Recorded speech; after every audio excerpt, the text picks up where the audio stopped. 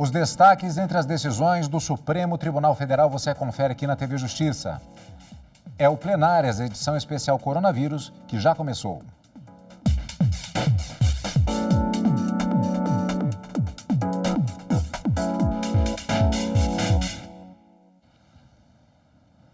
Hoje, neste dia 30 de março de 2020, nós estamos ao vivo com a cobertura da TV Justiça durante o combate ao coronavírus. No plenário de hoje, vamos conferir algumas das decisões da Suprema Corte Brasileira sobre temas relacionados à Covid-19. Para nos acompanhar, os nossos convidados, que eu apresento ao telespectador agora.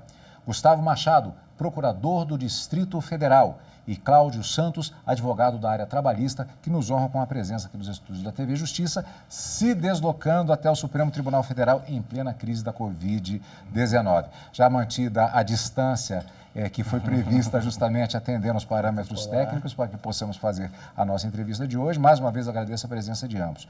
Bom, antes de começarmos a nossa conversa de hoje, eu gostaria de chamar uma reportagem porque já dando justamente um dos temas a serem abordados entre as decisões tomadas pelos ministros do Supremo, vale também questões que estão incidindo, que serão debatidas pelos ministros ou que já foram debatidas também. No meio de todas essas questões da Covid-19, o ministro Alexandre de Moraes, do Supremo Tribunal Federal, autorizou que o governo deixe de cumprir exigências da Lei de Responsabilidade Fiscal em medidas de combate ao novo coronavírus. O ministro atendeu a um pedido da Advocacia Geral da União. Com a decisão, o governo federal está autorizado a flexibilizar o cumprimento de artigos da Lei de Responsabilidade Fiscal e da Lei de Diretrizes Orçamentárias. A medida, no entanto, só se aplica em casos de combate ao novo coronavírus no país. A liminar só vale enquanto o Brasil enfrentar situações de emergência em saúde e estado de calamidade pública. De acordo com o ministro Alexandre de Moraes, o momento necessita de ações governamentais rápidas. Com a decisão do Supremo, segundo a AGU, a União vai adotar um plano para minimizar os efeitos econômicos do coronavírus e vai injetar 36 bilhões de reais em programas sociais de amparo ao trabalhador. Uma questão curiosa que eu tinha na época que eu fazia a faculdade de Direito, mas já trabalhando como jornalista, eventualmente eu já perguntava para algumas pessoas que já estavam recém-formadas ou que colegas de faculdade e que faziam uma gozação comigo, usando um termo jurídico assim. O problema é que vem o nobre jornalista e pergunta à insigne advogada da área penal questões trabalhistas. Então isso às vezes é um problema, a gente acha que advogado sabe a respeito de tudo. Então eu vou tentar projetar um pouco em relação às áreas específicas de atuação, mas como se trata dessa crise da Covid-19, há um leque muito amplo de questões que podem ser abordadas e que normalmente vão incidir em áreas específicas. Nesse sentido, doutor Cláudio, eu gostaria de lhe perguntar a respeito da legislação trabalhista, da própria Constituição e, claro, da CLT. Tem se falado muito em flexibilização em relação a muitas dessas aplicações, a gente vai falar sobre isso durante o programa. Especificamente, Lei de Responsabilidade Fiscal, essa flexibilização determinada pelo ministro Alexandre de Moraes, isso pode incidir especificamente em alguma questão na área trabalhista? Boa tarde, Cadu. Boa tarde, Gustavo. Boa tarde. De fato, veja, ainda que você tenha uma determinação de limite de gastos para os estados, né, e para a própria União, no que diz respeito a essas verbas, indiretamente isso acaba refletindo no direito do trabalho, porque tanto os estados como a própria União e os municípios também, eles têm empresas públicas e sociedades de economia mista que são regidos pela CLT. Então, portanto, quando você tem uma medida dessa que assegura que vários recursos que antes estavam represados serão destinados aos estados e aos municípios, no caso a União, para poder aplicar no combate à pandemia, você tem um reflexo indireto, na medida que você vai permitir, inclusive, o pagamento de salários. Inclusive, por exemplo, nós temos a Empresa Brasileira de Serviços Hospitalares, né? É uma empresa de âmbito nacional, empresa pública, que cuida dos hospitais universitários. Então, essa empresa será beneficiada para atender exatamente na ponta onde os cidadãos, enfim, as pessoas estão buscando serviço médico para atender nessa pandemia. Então, ainda que você tenha uma coisa direta ao orçamento, ao direito financeiro, ao direito econômico, afeta, sim, diretamente na questão trabalhista nesse aspecto. E também, como a gente vai aprofundar aqui, em outros aspectos também para a própria iniciativa privada.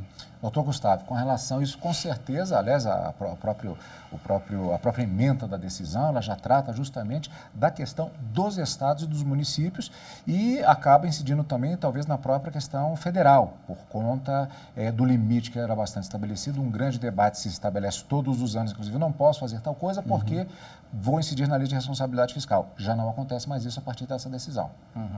Bem, boa tarde a todos, um prazer enorme estar aqui. Bem, eu acho que o que a gente mais vai ouvir aqui nesse programa hoje, que a gente mais vai ver o Supremo Tribunal Federal debatendo também, é sobre a questão da relativização de alguns direitos e alguns deveres. Por quê? Porque a gente vive um momento excepcional. E em momentos excepcionais, o direito não deve ser aplicado de maneira ordinária. Então, dentro disso, né, a responsabilidade fiscal é um princípio constitucional importantíssimo, previsto lá na ordem econômica e financeira. Já não é mais admitido de forma alguma a irresponsabilidade fiscal no Brasil. Essa é uma lei que mudou muita coisa. Agora, como deixar de gastar agora diante de uma pandemia?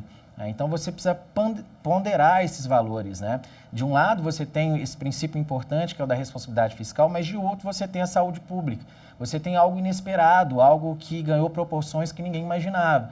Então, ponderando esses valores, esses princípios, agora é o momento de permitir que o Estado gaste mais do que aquilo que estava previsto. É preciso agora ceder, porque toda despesa ela precisa ter uma fonte de receita. E o Estado precisa obedecer isso, mas agora não é o momento para isso. Agora é a hora do Estado, se precisar, se endividar e além do que está previsto como limite de gasto para proteger a saúde.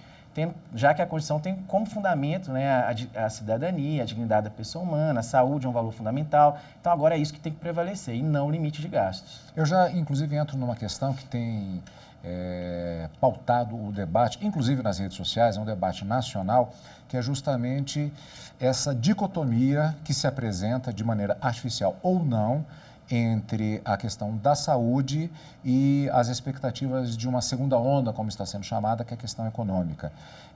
Talvez a saída esteja mais ou menos por aí, ou seja, o Estado já mais livre de determinadas amarras, não pode usar como desculpa por um lado e também não pode usar no outro sentido, tentar assistir a população, praticamente os menos assistidos, principalmente trabalhadores autônomos. Não estaria aí talvez a solução no sentido de se fazer dispositivos que atendam justamente uma camada da população para preservar a economia, justamente para se direcionar esses recursos? Sem dúvida, Cadu, acho que não são antagônicos essas duas perspectivas, né? De você manter a economia, manter, enfim, toda a atividade econômica, a produção e a questão da saúde. Não são antagônicos, é exatamente como o Gustavo colocou. Nós estamos vendo uma excepcionalidade. Foi declarado um estado de calamidade pública. Então, é momento de nós unirmos as forças para que consigamos superar essa intempérie. Porque, veja, se as pessoas não podem circular, alguém tem que prover o sustento. Se alguém não pode ainda produzir, e vai haver um recesso econômico, não tem dúvida. O mundo inteiro está passando por isso. Então, daí a necessidade de, nessa ponderação de valores, como muito bem o doutor Gustavo colocou, os atores, tanto os atores jurídicos, os atores sociais, os atores econômicos, buscarem um equilíbrio para garantir as necessidades básicas da população. Você citou a questão dos autônomos, nós temos também as pessoas assalariadas, que de uma certa forma, que se você pegar a média de renda dos trabalhadores e trabalhadoras brasileiros, você tem, nem todos ganham muito. Então, há como, agora que essas amarras foram, né, soltas, porque exatamente, já que é excepcional, nós precisamos investir esse dinheiro naqueles que, passada essa tempestade, precisarão ter condições para retomar suas atividades. E aí você tem a questão dos autônomos, dos assalariados, como eu disse, de pequenos e médios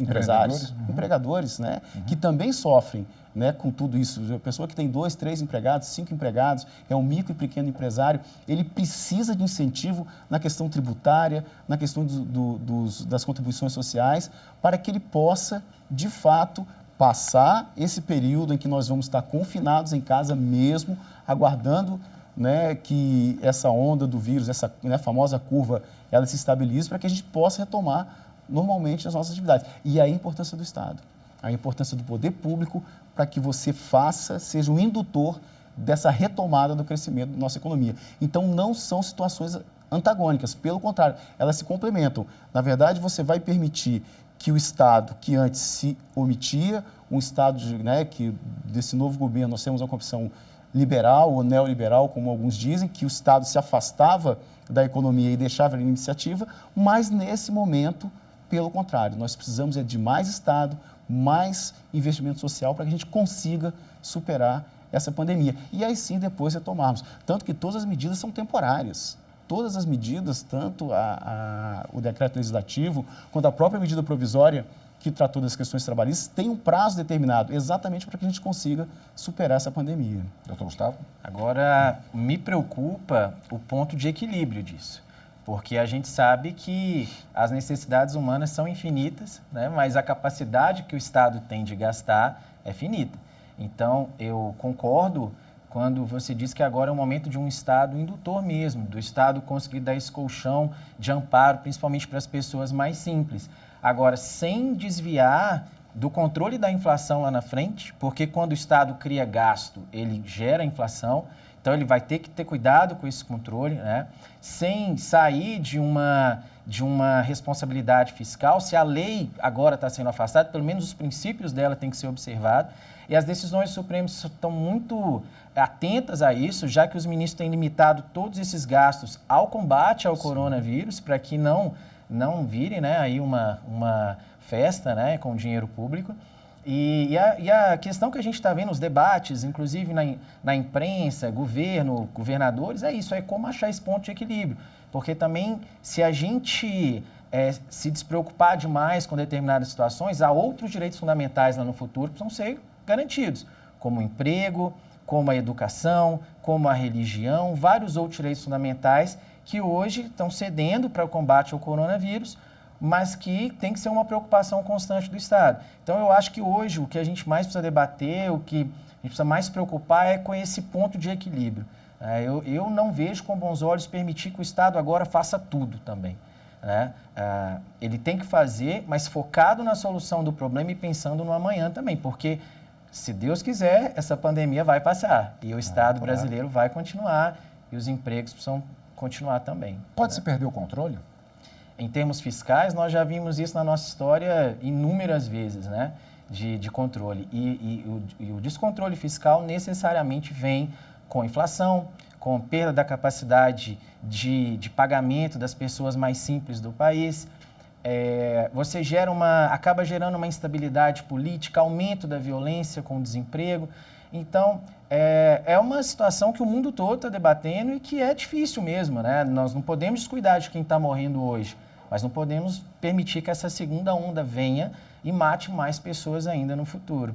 A gente vai debater aqui em algum ponto a questão, inclusive, da competência dos governadores para poder fazer o que tem feito, que é algo que tem sido objeto de bastante discussão também, mas eu acho que o mundo inteiro está discutindo isso, qual é esse ponto de equilíbrio, preservar a economia, empregos, mas salvar vidas agora também, né? Nós temos já, inclusive, outras perguntas relacionadas exatamente em relação a essa questão econômica dos estados, mas nós vamos abordar isso daqui a pouco, porque antes nós temos uma pergunta da consultora jurídica da TV Justiça, que normalmente, inclusive, está conosco no programa Plenárias, e ela já encaminhou a primeira de 3 perguntas com a participação dela no nosso programa Plenárias de hoje. Vamos ouvir.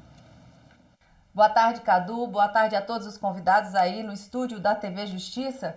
E se o assunto que estamos falando é de medidas liminares deferidas pelos ministros na semana passada, uma delas, também do ministro Alexandre de Moraes, autorizou tanto a Câmara dos Deputados como o Senado Federal a alterar o processo legislativo das medidas provisórias editadas pelo governo federal para que elas possam ter uma tramitação mais célere em cada uma das casas legislativas.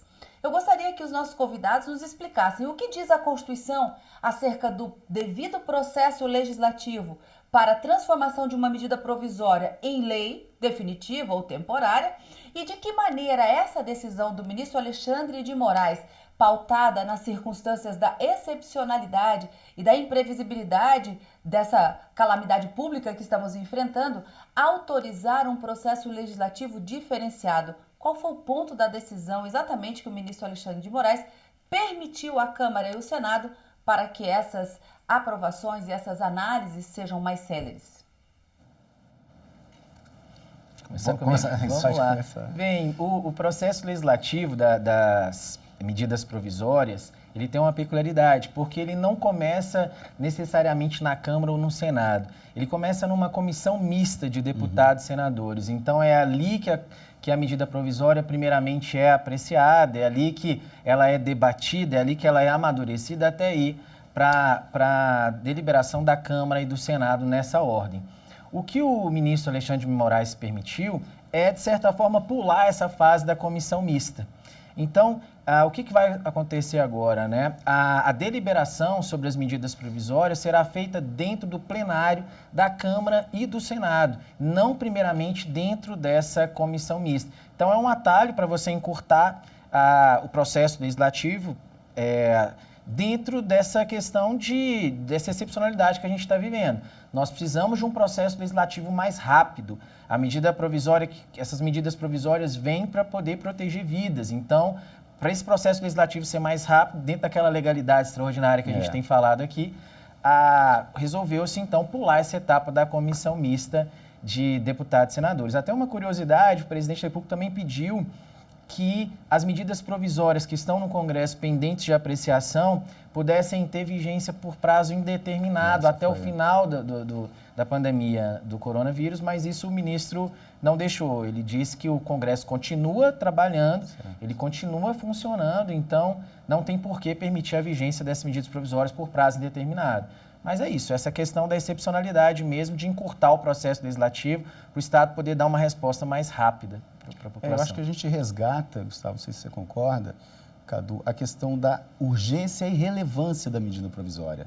Né? A medida provisória é um instrumento excepcional, quando você tiver casos de urgência e relevância. O problema é que, né, passou a ser, ao longo de todos os presidentes que passaram pela presidência, uma questão de você se utilizar, né, indistintamente, até o ponto que tivemos uma emenda constitucional que limitasse e previsse esse prazo de 120 dias de vigência. Você tinha medida provisória com números, né, traço 70, 80, 90 reedições. Então, era reeditado todo mês. Então, a decisão importante, acho que do ministro Alexandre de Moraes, foi de manter essa questão dos 120 dias de vigência. Isso é muito importante. Mas, por um lado, ele atenua a questão da tramitação interna, ou seja, em relação à forma, e levando em consideração que o conteúdo da medida provisória, esse sim, tem matéria de relevância e urgência. Nada mais relevante, nada mais urgente do que enfrentar uma pandemia como o coronavírus. Então, acho que resgatou um pouco da essência e permitiu que, na forma, no procedimento dentro do Congresso Nacional, você tivesse uma maior agilidade para dar essa resposta, porque é um instrumento político de natureza jurídica a medida provisória, porque vai dar conveniência e oportunidade do mandatário, do executivo, de editar essa medida provisória, com os limites previstos pela própria Constituição, mas que precisa de relevância e urgência. E não é isso que a gente vem acompanhando ao longo dos anos das medidas provisórias advindas do Executivo. Então, é uma decisão interessante, que mantém os 120 dias, mas permite que agora que o Congresso Nacional está funcionando de forma virtual, não tem como se reunir, você dê celeridade à apreciação dessas medidas provisórias, com essas matérias. Agora há pouco nós falamos justamente da questão da lei de responsabilidade fiscal e isso acaba suscitando a questão exatamente da utilização de recursos. E como sabe qualquer dona de casa, a utilização de recursos é algo que é finita. E justamente falamos da questão do equilíbrio. E eu fico imaginando justamente um governador, um chefe de Estado, raciocinando exatamente como a dona de casa. Como é que eu vou comprar pão agora se eu tenho tanto aqui para poder investir? Eu vou morrer de fome? Mas existem outras formas, financiamento, rolagem de dívida, diversos recursos. Nisso surge justamente a possibilidade de utilização de parcelas da dívida com a União no combate à pandemia. Começou com São Paulo, depois passou Paraíba, Pernambuco, Santa Catarina, parcelas da dívida do Maranhão e Paraná, usadas no combate ao novo coronavírus. Bahia também entrou. Comentários a respeito dessa decisão, e aí a gente sempre tem aquela perspectiva, que pode ser do direito e da perspectiva econômica também. Como é que os senhores veem isso? Bom, eu acho que não dá para entender essa decisão isoladamente sem a gente pensar na decisão que tirou do Estado as amarras da Lei de Responsabilidade Fiscal, porque as duas estão juntas. Por quê? Os estados devem uma boa quantia de dinheiro para a União, elas têm um fluxo de caixa dos estados para a União ali normalmente, né, naturalmente, e é óbvio que a União conta com esse dinheiro. Então, deixar de entrar esse dinheiro no Tesouro da União, obviamente, é um prejuízo para a União. Isso vai impactar no balanço financeiro na hora que fechar as contas no final do ano.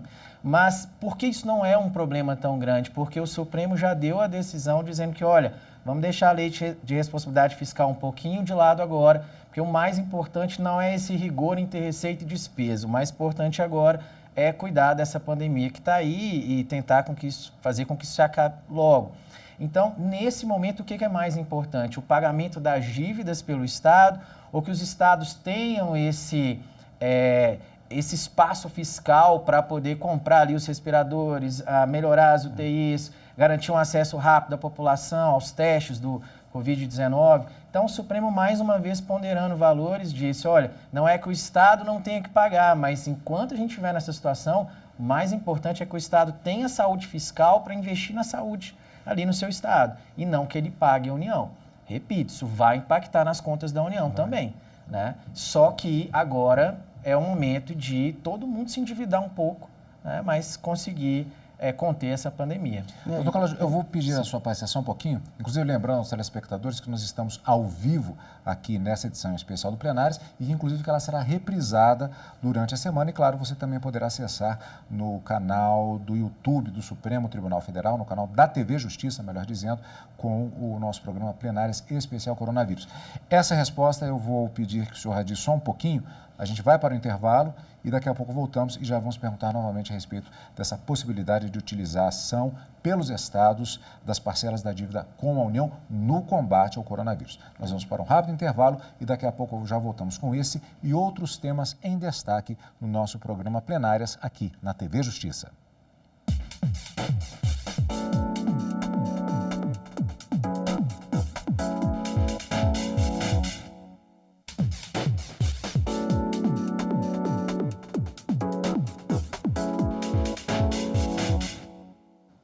Estamos de volta com o especial do Plenárias Coronavírus, a cobertura, inclusive nesse período em que nós não temos as sessões presenciais do Supremo Tribunal Federal, embora tenha sido aprovada inicialmente a realização de sessões com a presença dos ministros, a presença física, a primeira estava marcada para quarta-feira, dia 1º, mas houve uma opção já em decisão de sessão administrativa da realização não do chamado plenário virtual, mas de teleconferência, que é diferente do plenário virtual, que continua tendo validade e que ganhou mais poder em termos de jurisdição para as decisões tomadas por meio do chamado plenário virtual. Mas esse é um tema que a gente ainda volta, porque antes eu gostaria de retomar, dessa vez com a resposta do Dr. Cláudio, com relação ao tema que nós vimos sobre a possibilidade de utilização de parcelas da dívida com a União no combate à pandemia. Houve, primeiramente, a decisão com relação ao Estado de São Paulo e isso já foi estendido também por decisão judicial também, autorizando que outros estados se utilizem dessas parcelas da dívida com a União no combate ao coronavírus. Quer dizer, há uma vinculação, na verdade, em relação a essa disponibilidade. Eu acho que isso é importante, né? Para usar um termo que as pessoas conhecem, é uma verba carimbada, né? Não é uma disposição geral para você utilizar esse recurso ao seu alvedrio. Mas é uma decisão importante, né, que começou por São Paulo, exatamente a pedido do Estado de São Paulo, né, o estado mais rico, que vai mais necessitar desse dinheiro para combater, porque é onde é o maior número de casos, as primeiras vítimas, então tudo vai acontecer primeiro em São Paulo. Foi o pioneiro nesse pedido e o ministro Alexandre de Moraes, com muita prudência, com muita ponderação, né, liberou e depois estendeu aos demais estados para que você utilize essa verba exatamente para o combate à pandemia. Então, acho que isso é muito importante. É claro que deve haver um limite fiscal, deve haver um limite, né, no que diz respeito às receitas, né, você arrecada, você tem como gastar, mas o momento é excepcional. E, excepcionalmente, você tem que dar decisões que contemplem essas situações. E, no caso específico dos estados, se privar dessa parcela que repassam mensalmente a União, de fato, faria falta no combate na ponta, porque é lá que nós teremos, né, na ponta, nos hospitais, na ponta, que nós teremos esses problemas. Então, como o Gustavo disse, a questão de respirador, de aparelhar UTI, hospital de campanha, a gente tem visto aqui, comentávamos, né, no intervalo, o Distrito Federal, Mané Garrincha, o estado Mané Garrincha, glorioso Mané Garrincha, né, vai abrigar um hospital de campanha para que receba, porque acho que isso precisa ser compreendido, né? Haverá um momento em que pode haver um colapso do sistema de saúde. Não é que as pessoas não vão pegar, mas imagina, estamos chegando no inverno, né, onde afloram as doenças respiratórias, você vai ter mais esse componente. Então, nós precisamos estar preparados para que quando esse pico da curva atingir com as outras doenças respiratórias, com os outros adoecimentos, o nosso sistema de saúde tenha condições de absorver essa demanda. Não vai ser possível, teremos hospitais de campanha. Daí a necessidade desse dinheiro para que seja investido nesse procedimento. Inclusive, Carlos, me permite, um ponto importante dessa decisão, dentro disso que a gente está falando, é aquilo que eu tinha comentado, de você afastar a lei de responsabilidade fiscal, mas não afastar os princípios dela. Tanto que o ministro, na decisão, ele diz expressamente que o Estado vai ter que comprovar que está usando aquela parcela que ele deixou de passar para a União, para o combate ao coronavírus. Então, eu entendo, por exemplo, que ele pegar essa parcela que ele está deixando de pagar, sei lá, para pagar um fornecedor que não tem nada a ver com o combate do coronavírus, ali da Secretaria de Saúde, que não vai impactar em nada, o Estado não vai poder fazer isso. O Estado vai ter que realmente carimbar o dinheiro, como o Dr. Cláudio falou, né, para o combate ao coronavírus, vai ter que demonstrar isso depois sob pena de responder pela lei de crime de responsabilidade fiscal. Olha só, a gente vai voltar em relação à questão das decisões especificamente, mas gostaria de abordar agora o fato de que a chegada do coronavírus ao Brasil lhe provocou mudanças na rotina de todos, inclusive aqui no Supremo Tribunal Federal, não só da TV Justiça. Servidores estão trabalhando em casa e os ministros se reúnem em sessões virtuais de julgamento. E para garantir a transparência durante o período de combate à Covid-19, o STF lançou um painel com informações atualizadas constantemente sobre processos que envolvem a pandemia. O painel Covid-19 permite acompanhar a tramitação de processos que envolvam casos relacionados à pandemia do novo coronavírus. Rapidamente, os interessados podem ver quantos e quais processos estão em tramitação e o número de decisões tomadas pelos ministros do Supremo Tribunal Federal. Além de permitir às partes acompanhar a situação de forma geral, também é possível optar pelo tipo de processo, como habeas corpus, mandados de segurança, reclamações e ações diretas de inconstitucionalidade. As informações são atualizadas a cada 5 minutos. Hoje pela manhã, durante uma videoconferência com o presidente da Ordem dos Advogados do Brasil, Felipe Santa Cruz, o presidente do Supremo Tribunal Federal e do Conselho Nacional de Justiça, ministro Dias Toffoli, falou sobre a criação do painel. O Supremo Tribunal Federal hoje tem 29 mil processos.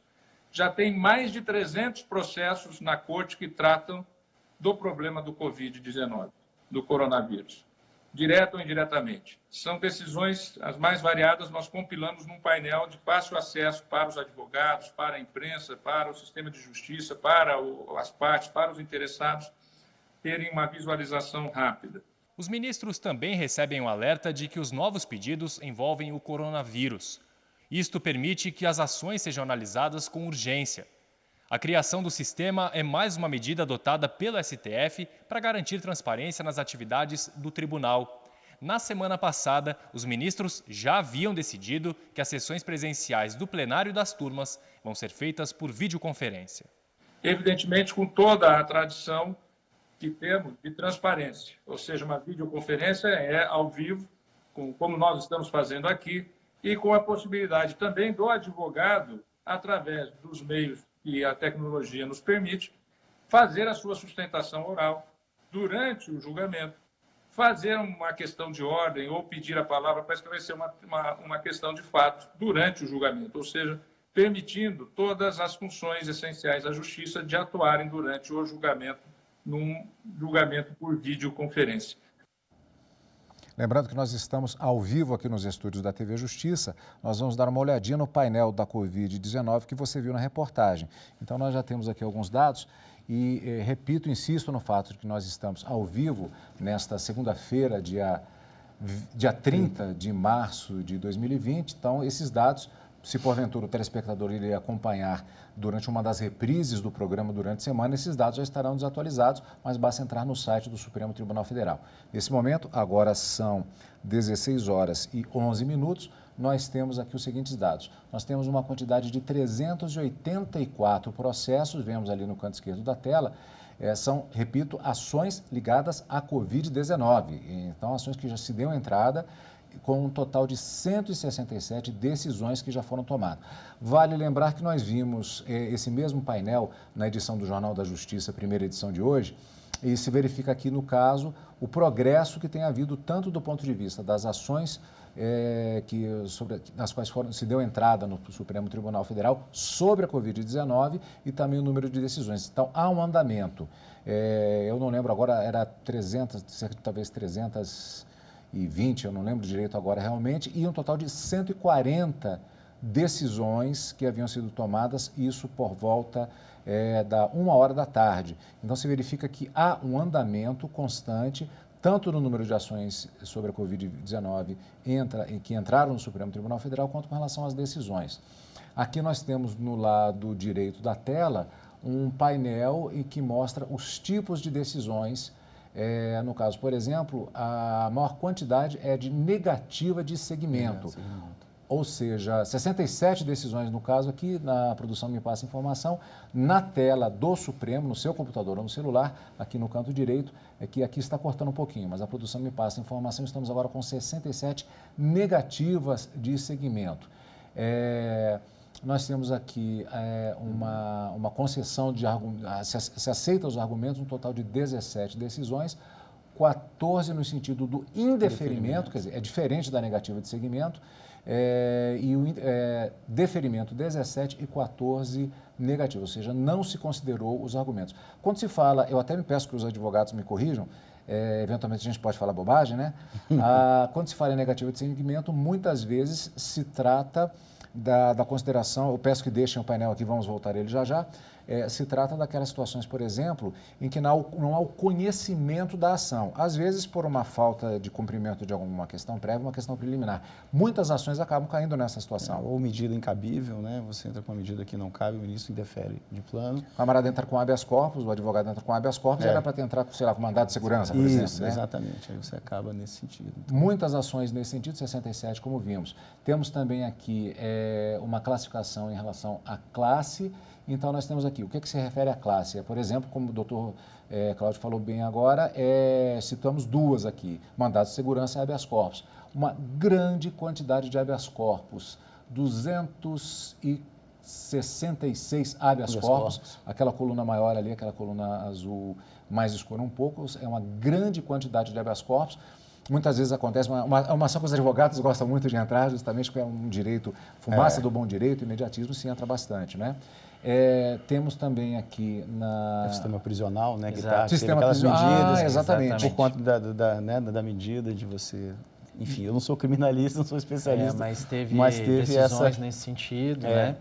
O ministro Lewandowski, inclusive, mandou um ofício para todos os secretários de segurança pública, né, do país, para saber como cada Secretaria de Segurança Pública está enfrentando a questão do Covid-19, porque há uma preocupação grande com a população carcerária, já que muita gente num ambiente muito pequeno, ali se um pegar, vai espalhar muito rápido, né? Isso foi, inclusive, até na última sessão que nós tivemos, né? O ministro Marco Aurélio trouxe uma questão, inclusive, que era uma questão incidental em um processo, uma DPF, foi levantada, o ministro Marco Aurélio, inclusive, ele não dava seguimento, mas ele, de ofício, apresentou uma série de sugestões exatamente pela emergência da situação. Perfeito, essa preocupação. Tutela, né? E aí o plenário acabou não referendando a tutela do ministro. Para terminarmos com o painel aqui, a qualquer momento, vale qualquer observação, e nós temos também aqui em relação ao assunto. Assunto é uma forma de se chamar também, eu diria, com relação aos chamados temas, porque também você pode dividir no próprio acompanhamento do site do Supremo, nós temos questão administrativa, processual, aqui nessa tela, penal também, é claro. Está escrito ali, né? Enfim. Então, há a possibilidade de classificação. E o assunto campeão aqui, temos um problema aqui, é justamente matéria processual. Bom, de qualquer maneira, houve um erro aqui no site, mas não tem problema porque já vimos, já se cumpriu a função justamente de verificarmos esse tipo de painel. Alguma observação em relação a esses dados aqui a mais? Eu penso em algumas coisas quando eu vejo isso. Primeiro é que todos nós estamos tendo que nos adaptar a essa nova realidade, né? E a Suprema Corte aqui não é diferente. os ministros, os servidores, né, essa forma diferente de trabalhar, o teletrabalho, a videoconferência e por aí vai. Só esqueceram de combinar com os colégios dos filhos, né? Porque os filhos estão tendo aula também, muitas vezes por videoconferência, e aí a gente fica lá, eu, a Natália, a Bárbara, naquela confusão, tentando trabalhar e dar conta dos prazos, das demandas do consultivo da Procuradoria e também a escola delas. Então mudou a rotina de todo mundo. Me chama a atenção a questão do habeas corpus. Eu acho que, além da questão prisional, a gente tem uma questão que o direito de ir e vir das pessoas realmente está cerceado. As pessoas não estão podendo sair de casa, né? Muitas vezes por determinação estatal. Você não pode ir ao seu clube, você não pode ir ao parque, você não pode ir ao zoológico.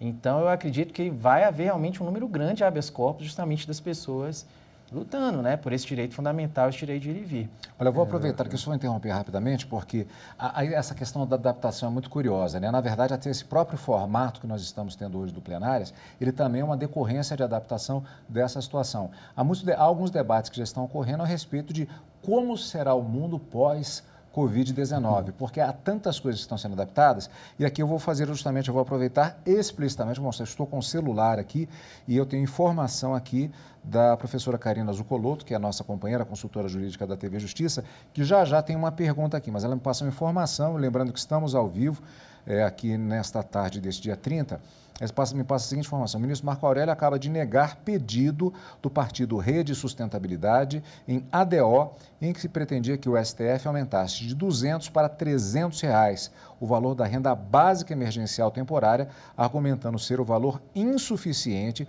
para garantir diversos princípios constitucionais com a dignidade da pessoa humana e o mínimo existencial. Vou a mais detalhes aqui. Aponta a existência de omissão do presidente da República e do Congresso Nacional, além da violação dos artigos da Constituição de 88 e de tratados internacionais de direitos humanos ratificados pelo Brasil. Vou mais além ainda aqui, porque tem aí justamente o entendimento do ministro Marco Aurélio, facilita o nosso debate aqui.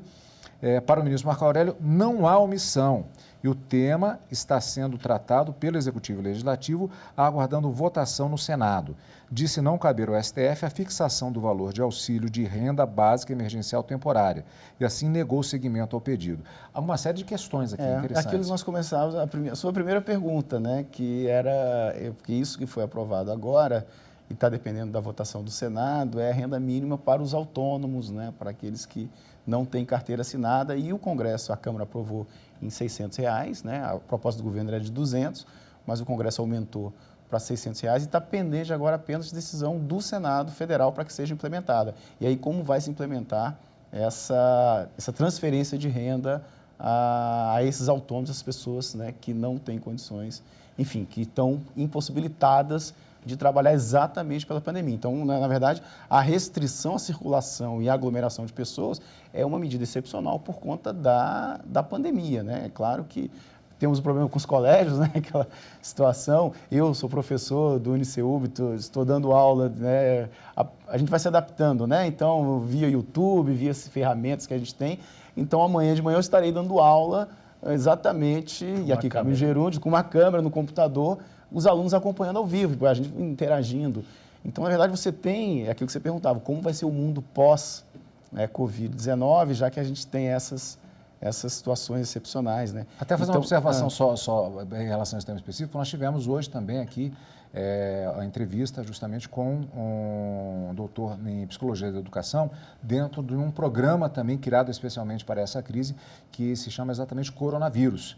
E foi exatamente a respeito do ensino à distância que se torna uma ferramenta com desafios a serem preenchidos justamente. Quer dizer, com relação era até o professor falou, em relação às faculdades, embora tivemos um depoimento de um aluno de direito que se queixava um pouco de algumas necessidades de adaptação, mas o problema principal, ensino fundamental e acesso à internet, a questão da própria exclusão digital em localidades onde isso é mais difícil.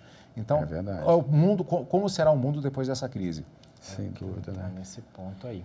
Mas, assim, só para a linguagem jurídica, às vezes ela é um pouco complicada, então só para a pessoa que está nos vendo aí de casa, às vezes não tem formação jurídica, a ADO é uma ação direta de inconstitucionalidade por omissão. Né? E o que o ministro Marco Aurélio disse, na minha forma de pensar muito acertadamente, é que não há omissão, já que o Estado está tratando isso, o Executivo e o Legislativo estão vendo qual é o valor que pode ser dado.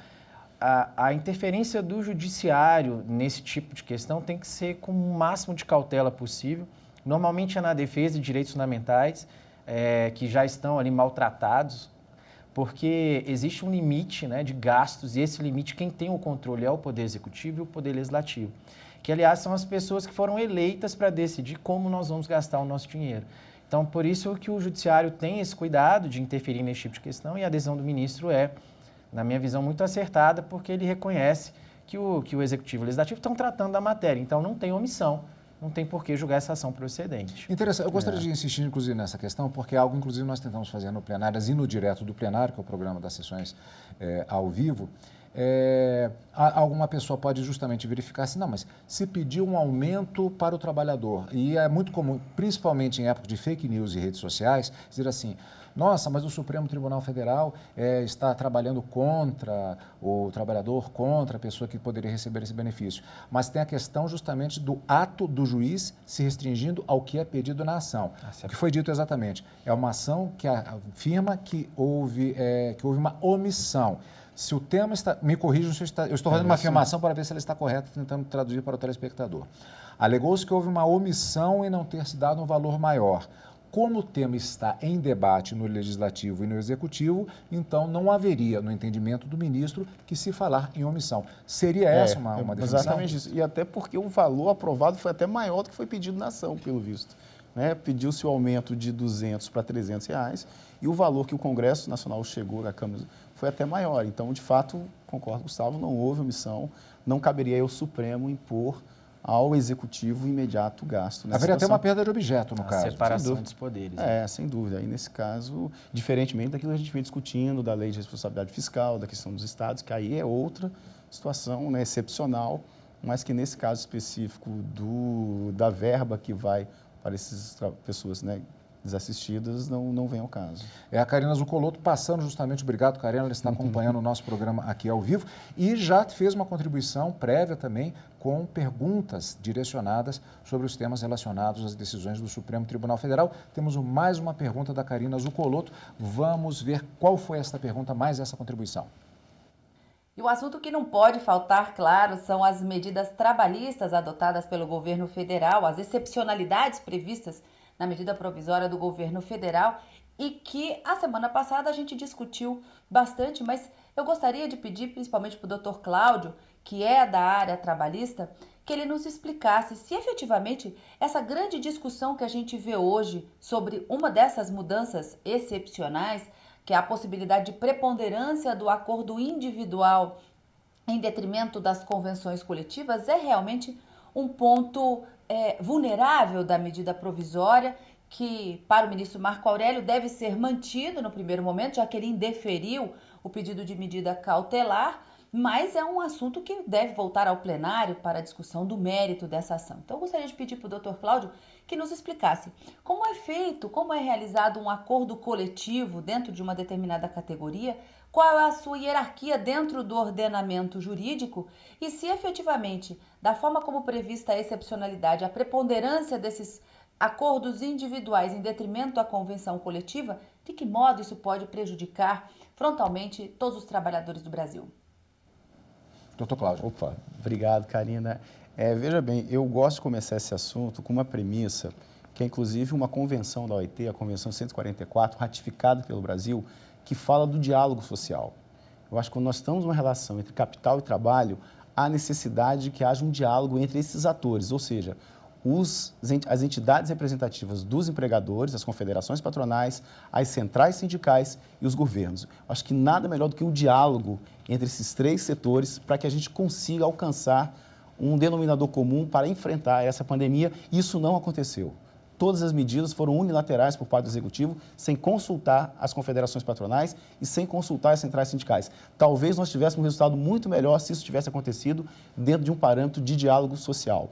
Em segundo lugar, essa medida provisória, com todo respeito à decisão do ministro Marco Aurélio, até porque será novamente levada a cabo, né, o julgamento no plenário, ela traz alguns desvirtuamentos dos princípios do direito do trabalho. Então, você tem alguns aspectos ali que, é claro, é para enfrentar a crise, Todos temos que dar uma cota de sacrifício? Sim, todos temos que dar uma cota de sacrifício, mas ela acaba por desvirtuar esse entendimento, os princípios principalmente, porque ela estabelece a prevalência do contrato individual em relação ao contrato coletivo e à própria legislação. Que momento mais fragilizado o trabalhador está para negociar unilateralmente com o seu empregador sem assistência do seu sindicato? Então, algumas medidas que estão na medida provisória, de fato, você, por exemplo, férias coletivas, a questão da regulamentação do teletrabalho, você pode ter algumas restrições, mas você permitir que trabalhador, individualmente, em que ele tenha a opção do emprego, né, ou de ficar desempregado e ele transigir direitos que muitas vezes são irrenunciáveis, então esse aspecto me parece que é problemático na medida provisória. Tanto a ANAMATRA, a Associação dos Magistrados Trabalhistas, tanto a ABRAT, a Associação dos Advogados Trabalhistas, do qual eu sou consultor técnico, tanto a OAB, né, por sua Comissão de Direitos Sociais, fizeram notas, fizeram pareceres, dizendo exatamente da inconsistência dessa medida provisória.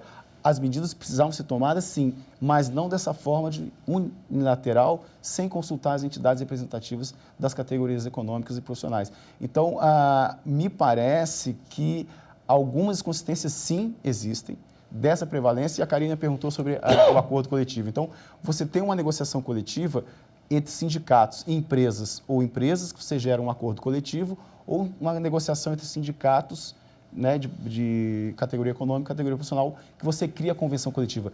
Esses instrumentos normativos têm prazo de vigência. Então, eles precisam ser observados. Não pode a vontade individual prevalecer sobre a vontade coletiva. No primeiro aspecto, né, que gostaria de fazer esse comentário. Eu vou concordar, discordando parcialmente. Bom, mas o primeiro tem uma questão formal e mais o direito constitucional, que foi dito bem rapidamente pelo ministro Marco Aurélio, que é a questão dessa medida provisória ter ferido lá o artigo 62, na parte que proíbe edição de medidas provisórias para matéria de lei complementar.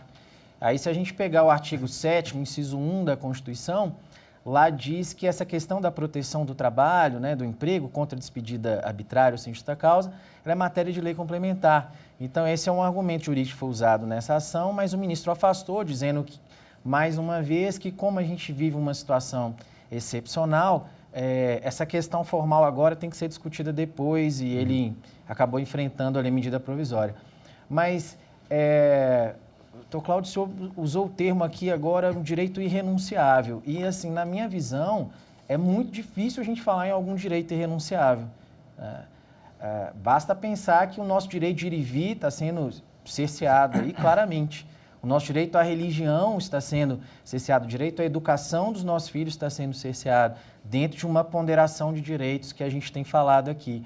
Então, eu acho que mesmo agora essa questão da proteção do trabalhador, mesmo a questão de que, sem dúvida alguma, o sindicato está aí para poder amparar os trabalhadores nessas negociações, eu acho que em alguns casos, algumas situações, isso tem que ceder sim, para o empregado não perder o seu direito mais importante de todos, que é o emprego. Então, mais do que né, a jornada de trabalho, o salário, etc., agora é uma hora de preservar empregos. Sobre a questão da ausência de diálogo com as demais centrais sindicais, com a própria OAB, etc., eu nem vou entrar nesse mérito, porque eu não conheço essa questão que está por trás aí dos bastidores e concordo contigo plenamente que num momento de crise desse, enquanto mais diálogo, melhor. Agora, a questão que eu digo não vejo direitos irrenunciáveis nesse momento, inclusive dos trabalhadores. Tudo vai depender de uma ponderação. Porque você se referiu à questão da lei complementar, mas o inciso 1 do artigo 7º, ele trata da proteção contra a despedida imotivada, né, e precisa fundamentar, seria a denúncia cheia da rescisão do contrato de trabalho. Que esse foi um dos argumentos utilizados. Mas a medida provisória ela não trata nem de demissão, ela trata de transigir sobre direito de férias, sobre direito de teletrabalho, segurança e medicina do trabalho. Quer dizer, você não vai ter mais exame demissional, você não vai poder, segundo a medida provisória, fazer a ligação entre o adoecimento de Covid com o trabalho, não há um nexo causal, você afasta, né, a possibilidade do trabalhador conseguir um auxílio doença acidentário por conta de ter contraído o Covid-19. Então, você tem algumas incongruências nessa medida provisória. É claro, na medida o trabalhador, se ele recebe férias coletivas agora, e é uma alternativa do empregador, é uma prerrogativa do empregador, que férias são essas que ele vai ficar trancado em casa, não vai poder sair, não vai poder fazer as coisas. Então, não são, você desvirtua, mas o momento o empregador pode conceder as férias coletivas. Então, ele vai ceder, ele vai tirar férias e não vai usufruir do seu lazer, né? Porque ninguém pode. Então, algumas situações, sim, você tem condições de fazer. O teletrabalho, né? Na medida em que você tem teletrabalho, você pode excepcionalmente admitir que você faça alguma coisa de casa e que depois você componha talvez um banco de horas para lá na frente, mas não como está presente você fazer isso em 18 meses para compensar o banco de horas e tudo ser banco de horas, ou seja, todo o período que eu tiver afastado eu vou ter que pagar 100 horas extras lá na frente do meu empregador. Daí a necessidade do diálogo, daí a necessidade da negociação coletiva para que você consiga ajustar com quem é do mundo do trabalho. São as confederações patronais e as centrais sindicais que estão vivendo isso cotidianamente e que celebraram acordos e convenções coletivas que terão condições de dizer qual a melhor alternativa para superar. É claro que você tem direitos que você pode transigir, mas da forma que consta da medida provisória, abriu um leque muito grande para uma parte que é hipossuficiente. Tanto o trabalhador como o pequeno e médio empresário, aquele que dá mais emprego. Esse precisa também de incentivo para que ele consiga superar, né? Então, o Estado, no parecer da Comissão de Direitos Sociais da OAB, traz a experiência de 5 ou 6 países, né, no direito do trabalho que enfrentaram Espanha, Itália, Inglaterra, Austrália, e todos eles vão prover uma renda mínima a esses trabalhadores e aos empregadores, né, com redução de impostos, ou mesmo um adiamento do pagamento, para que você consiga ficar nessa quarentena, que é importante todos ficarem em casa, é bom privar um pouco do clube. A religião você faz por teleconferência, o pastor pode dar a teleconferência, né, dar o culto ou a missa pela internet. Você tem a questão da educação, mas nós todos estamos fazendo um sacrifício. E qual a medida desse sacrifício para o lado mais fraco da relação? Mas me preocupa, né? doutor Cláudio. Então, essa é a questão. Me preocupa que o senhor citou Austrália, Espanha, Itália, países de primeiro mundo. Sim. Aqui, a nossa capacidade de garantir esse pagamento para o trabalhador sem o empresário estar produzindo, porque é uma roda, né? Sim, o trabalhador trabalha, gera dinheiro para o empregador que vai pagar o salário dele. Se essa roda em algum momento quebra, é difícil, então... Por isso que o Estado teve a liberação para gastar além daquilo do limite responsável fiscal. Mas exatamente não é infinito. Claro, tem data de validade, né? Tem até 31 de janeiro de 2020. É o período que você vai ter para que... Aí é o papel do Estado. Por isso que o Supremo Tribunal Federal está sensível a isso. Ele tem afastado a lei de responsabilidade fiscal, tem permitido que o governo invista, mas que ele supra essa fase, né? Para que depois, exatamente para que você não quebre as empresas, para quando tudo reabrir, você tenha um emprego, você tenha um empresário, você tenha um industrial, você tenha um agricultor que consiga retomar a produção, porque ele não vai ter demitido, ele vai ter, né, pago menos impostos, para que ele consiga retomar. Não é passar a mão na cabeça, não é perdoar, é simplesmente você permitir, dar condições que você supere isso. Porque, de fato, né, a economia vai parar, a economia no mundo já parou. Então, isso vai ser um fenômeno mundial. E eu só me referi a esses países porque a nossa legislação trabalhista é um pouco espelho disso que a gente tem lá. Então, com essa legislação que nós temos e a que eles têm, essa foi a solução conferida pelos estados a essa situação. É claro que é completamente diferente, né, a situação econômica, enfim, desses países. Tem mais uma informação aqui.